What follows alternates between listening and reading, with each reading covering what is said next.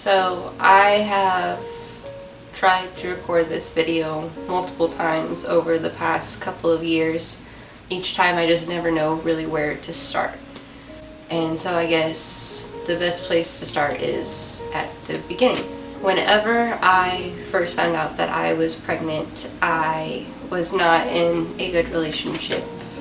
For the first trimester and up until probably half of the second trimester, I just dealt with it by myself. Like, I told family and friends, and some people were excited, some people were worried, but I just didn't talk about it a whole lot just because I didn't know what to say. I felt isolated for a lot of my pregnancy. One, because of my own dealing with it was isolation, but also for the fact that when you're in a toxic relationship, you tend to cut out people that go against your relationship, even though they have reason to. They are just concerned and they're just worried about you. But that's what I did. I cut out people that cared because I thought I could change this person, get them to stay. Newsflash, that's not how it works. You can't force someone to stay, and you're never going to be able to. In the middle of June, I lost my grandpa, and then I also lost my great-grandma. So during my pregnancy, I had 2 deaths in the family. That was just really hard, especially my grandpa's, given the fact that he didn't even know I was pregnant. I at least had one moment during my pregnancy where I was happy, and it was after I had told my grandma that I was pregnant. So we were in the back room of my grandma's bedroom, and I was in a lot of pain because of my back. Just when you're pregnant, everything's moving around, and so I was just in a lot of pain. And I remember it was this really connecting moment where it was my grandma, my great aunt, and a second cousin of mine, and we were all in this back room, and they were giving me a massage, trying to work out tension. A bunch of strong women all forming around one woman who is pregnant. Reminds you of old times where they had midwives and stuff like that kind of help with pregnancy. So it was a really interesting moment. After my grandpa's funeral, in between his funeral and my great-grandma's funeral, we went in for our 20-week scan, which is where you find out if you're having a boy or a girl. I went in and came out knowing that I was having a little girl. And as soon as I found out that she was going to be a girl, I knew her name was Olivia. It was just something in me that I knew. I'm getting ready to go to work later that night. Super excited, happy, everything's good for once, hopefully. But that didn't last long. As I was getting ready to go into work, our doctor called and said that something was wrong. He said that her arms and legs were shorter than normal, and they looked like they were bowing. He gave 2 options of what that could be. His first thought was that it could be dwarfism. I'm 5'3", my partner at the time was 5'6". She wasn't gonna be tall. He also gave the option of it being Down syndrome, which at the time I was working with IDD individuals. I was if that's what it is, I can handle that. It'll be fine. Everything will be fine. I wasn't too worried just yet. After my great-grandma's funeral, it's the end of July, he had sent us to a hospital in Wichita, which could do a more intensive scan. During the scan, everything looked normal on the screen so far. We were in the office afterwards, and she comes in and she tells us that Olivia's bowing was from fractures, and that she was already breaking bones in the womb, and it looked like it was going to be osteogenesis imperfecta, which is also known as brittle bone syndrome. So with brittle bone syndrome, there's a multitude of severity levels and types. What she told us was type 3. And type 3 is where babies are born. They might live, but if they do, they're going to be in pain for a majority of their life. They will have constant breaks, and it's just a tough way to live. And upon hearing that, my instant thought was, how am I going to change her diaper? And it's the thing that parents argue about, and I didn't know how I was going to do it without hurting my child. And so I thought about that, and I was like, I don't know how I'm going to do this. But what came out of my mouth was, is she hurting? And she says, yes. So in that moment, I realized that when she was born, she was going to be in pain. But even before she's born, where she's supposed to be the safest, I can't keep her safe. Like, she's hurting, and there's nothing that I can do. There's nothing that mommy can do to fix this. That night, we drive back from Wichita, and we go to a newborn care class, which was just, ironic timing, because we're sitting in this class, and we're going over, like, how to dress your baby, how to wash your baby, how to feed your baby, and it's wonderful, you would think. But when you just found out that your child isn't going to be a normal baby, you're sitting there thinking, how am I going to do this? How am I going to change her diaper? How am I going to get her dressed? How am I going to keep her alive while she's hurting? I knew I just couldn't be alone, and so I had asked my partner if he could stay. He of course said no, because at this point I was only getting weekly visits. He would come for a couple hours each week, just so that way I wouldn't complain. And so that night I drove 2 hours back home to my dad. It was about 11 o'clock once I got there. On the way I called my grandma, and I just remember being so mad. I was furious, and I was just screaming on the phone with her because I didn't understand why these parents who don't even care about the kids that they have and then have more. And I was doing everything right. I was going to my appointments. I was taking care of her. I was taking my prenatals. I was working. I was doing everything right. And I was dealt this hand, and I didn't understand. I was just so mad, and there was no way to understand at that moment. My dad does this wonderful thing where when you come to him, he's not going to give you advice. He's going to let you talk and let you come to your own conclusions, which is exactly what I needed at that moment. So we talked for hours, and at the end of it, we talk about the fact that the doctor, she asked if I wanted to terminate the pregnancy. Now, I by no means am in the position to tell any woman what she can and can't handle. I was in a toxic, unhealthy relationship. I was going to school, financially unstable, and now dealt with the hand of having a child who was going to be in severe pain. So I couldn't completely understand if there was a woman who would decide to terminate the pregnancy. I knew I couldn't, and I told my dad, I was like, I don't think I could live with myself if I did this, if I didn't try. And all he said was, I don't think you could either. So we go to bed that night, and I don't know if this is good, it might just be an avoidance tactic, but I instantly woke up that day and I started researching hospitals, and I was like, okay, we need to make a plan. I'm not just going to sit here and be upset about it. I need a plan. I need something to do to make it better. I need to fix this.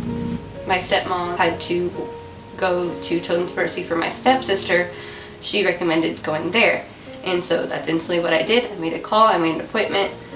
Later on in August, we have our initial appointment with Children's Mercy in Kansas City. That whole day was just filled with tests and meetings and conferences. And so we were there, and we were doing all the scans and all the tests. Well, come to the end of it, we're sitting in this conference room with all the different people that we met that day. And they have what's called the palliative care team come in. Well, I didn't know who these people were at the time. I didn't know what palliative care team does. I didn't really ask. I was just like, whatever, it's just more people to me. There's so many people, I just didn't care. But my stepmom explained it later to me that the palliative care team is the team that they call when they need someone to prepare you for the worst, basically. And I could see this in their language. They were literally just doing their job, but it made me mad because they kept saying, if she comes home, what do you want to do? If she comes home, what can we do to support you? If. And to this day, I still hate the word if. Like, it makes me so mad. Like, it's not if she comes home, it's when she comes home. And I remember telling my dad, I was like, why do they keep saying if? Like, why do they keep saying that? And he's like, well, they're just preparing you for the worst. I'm like, I don't want to be prepared for the worst. I want to be prepared for my daughter to come home. I don't want if, I want when. I never use the word if. It's when I do this, when I finish this, when I go here, when I meet this person. It's never going to be if when it comes to your dreams, and it never should be if when it comes to your dreams and your goals. It should be when. The rest of the pregnancy, we had to keep going back for monthly scans, monthly checkups. Each time she was growing, but she was still small, and her rib cage was still small, and that's the part that we kind of paid the most attention to, because with babies with OI or any kind of skeletal dysplasia, that's the main concern, is the fact that their rib cage is small and they can't breathe, and that's what ends up causing them to pass away, is the fact that they can't breathe. I remember there was one night I was watching Grey's Anatomy. Haven't finished the show since this episode. After this episode, I just stopped watching. But there were two characters that just found out that they were pregnant, and it was exciting because, oh, I'm pregnant, and then they find out that their baby has OI, and I was like, my baby has OI. And I had to watch these people, these characters that I connected with, go through the exact same thing that I was going through. They went through the process of inducing labor in the show, and I couldn't even finish the episode. I immediately started to have a panic attack in which I tried to call my partner and he wouldn't come. I am alone having a panic attack, trying to calm myself down, because I knew that any stress that I endured during my pregnancy was affecting my child, and yet I lived in this constant state of panic and anxiety the entire time I was pregnant. And so it was just this cycle of anxiety and then panicking because I'm causing anxiety for my daughter, and then that causing me more anxiety, and then this never-ending cycle. I called my dad, and it must be so scary to be on the phone with your daughter who lives 2 hours away and not be able to help her when she's cycling through as hard as I was. Like, I was a mess, and I was just so exhausted at the end of it. And I felt so bad, but I was so thankful that my dad answered in the moment, because I was a mess. Just a mess. I spent the rest of my pregnancy pretty much alone. I had amazing family who were supportive and checked in on me, and like my aunt even, she took some onesies, like sewed like little ribbons on the onesies, so that way if Olivia did have casts or breaks or anything like that, instead of having to pull her arms up or pulling things over her head, I could simply just tie the onesie on. And so I was like, just as little modifications, I was super grateful for that people were taking that into consideration and trying to help any way that they could, because it is one of those things where you don't know how to help. Like, no one tells you how to handle something like this, and especially when you're watching someone you love suffer and be in pain throughout their pregnancy. It's something that's supposed to be joyful. And so I was really thankful for my family to kind of rally around me and behind me, even though at the time I felt isolated. I can see the support that they offered me, and I wish I would have recognized it a little bit more then. So it gets to be November, and when she's born, it's nothing short of a miracle. She's born and she comes out just crying, and she's loud and she's beautiful, and the doctors take her away for a little bit to do observations and make sure that she's okay and she didn't have any fractures while she was born. And then they bring her out, and the doctor goes, she's kind of feisty, isn't she? And I'm like, oh God, if you only knew. Because the entire time that I was pregnant, I always called her my little hummingbird, because there was a line that my dad told me after surgery when I was younger, where he said, you never see a depressed hummingbird. It hit so hard, because the entire time I was pregnant, she was just constantly moving, and it scared me. I was so scared, because I was like, is she breaking? Is she hurting? Is she in pain? What am I doing? What do I need to do? And she just kept moving, and she was just my little hummingbird, small, fragile, but moving. She was so curious, and you could see it in her eyes. Like, her eyes were so big and so beautiful, and I still love her eyes. When Olivia was born, they ran tests, and upon doing these tests that they discovered that it wasn't OI. It's a different kind of skeletal dysplasia called hypophosphatasia. And what hypophosphatasia is a genetic condition where you don't produce alkaline phosphate. And alkaline phosphate and calcium are the two components that make up your bones. And so without the phosphate, her bones are weak, they're fragile, they're malformed. That's why when she was born, she had a clubbed foot, her arms and legs were bowed, and she just had short limbs. And so we come home and it's been a cycle of non-stop worry. We've had to do surgeries, a tendon lengthening in her right foot, as well as serial casting, which when we were doing the serial casting, her cast kept falling off because her legs were just so small. And so we had to go in and do a surgery where they put a pin through the metatarsals of her toes in order to keep the cast on. Her case isn't nearly as severe as many other kids and adults with hypophosphatasia. And so far it's been it's been manageable. And so last October we started a medication called Strinsic, and Strinsic puts alkaline phosphate back into your system. It's a lifelong medication. It's more of a preventative thing in order to strengthen your bones so that way you don't have more fractures in the long run. And it involves injections 3 times a week that I give her. I know someday she'll understand that mommy has to do this so you're better. It's better to do it now than have to, wrap a fracture or fix a broken bone. We've done those for a year now. She's had physical therapy. Our physical therapist is wonderful and works so well with her and works with me in order to teach her. Whenever she was little, it was how to teach her how to roll over, and then it was how to crawl. And she crawls a really interesting way. We call it her orangutan crawl because she really does it's like a little monkey move, and it's so cute, and she's so fast when she gets going. And it's one of those things where you have to find humor in the everyday situations that you are given, otherwise you're just going to be miserable. And so that's how we do it. We called it her little monkey crawl. And then whenever she had her casts, we always constantly said that her right leg was going to be her strong leg and she's going to be a soccer player because, oh my goodness, these casts are heavy. And that's actually how she learned to roll over, is her cast was on her right leg, and so she learned how to roll over by throwing her right leg over herself so that way she could roll over and prop herself up. And so it's just so funny that she just used that weight of the cast. And I'm like, way to go, you smart little cookie.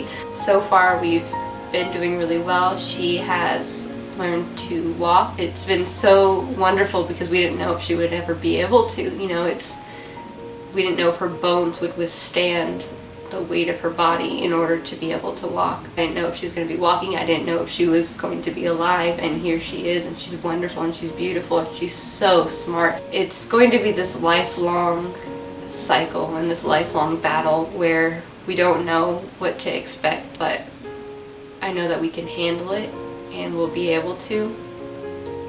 Part of my struggle now is not necessarily with her way of functioning, it's my own way of functioning, because there's a lot of healing that I'm going to have to do before I can have any more kids. Last December I got a call while I was at work saying that my test results had come back and this mutation in her genes came from me.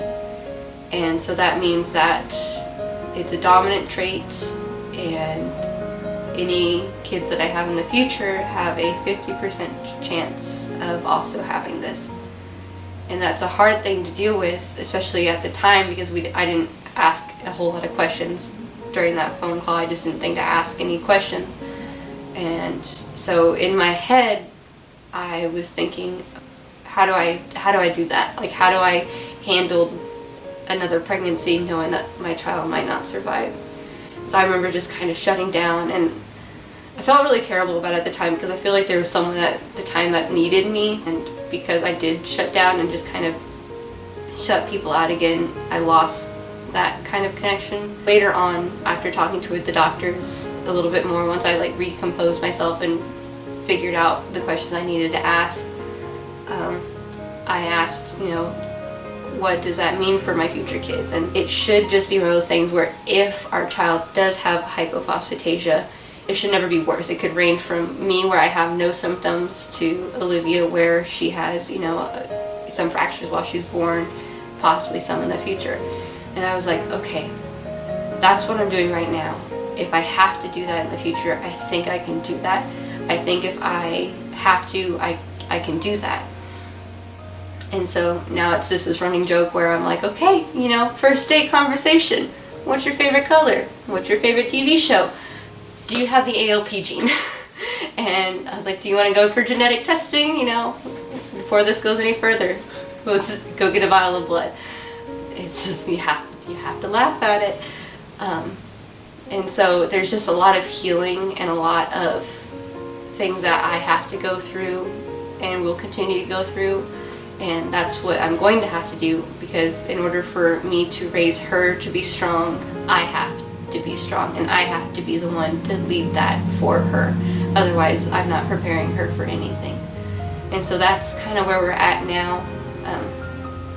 I hope to give more information, more advice, more updates about our journey with hypophosphatasia and what exactly that means and what she's going through, and possibly even my own journey of healing and being a parent with a child of hypophosphatasia, because I feel that whether it's because you left a toxic relationship, whether it's because you have your own relationship healing, whether it's because you have a child with some form of disability, whether it's hypophosphatasia or another rare disorder, I feel that this is what our purpose together is supposed to be. And I really hope that something from this story resonated with someone out there. Even if it's one person, I would feel better about it. And if not, then I hope that at some point we can connect, because I feel like humans just have so much that they can connect on any different level, as long as there's a conversation. And so this was a conversation I needed to have, and I am really thankful for the platform to do so. Thank you.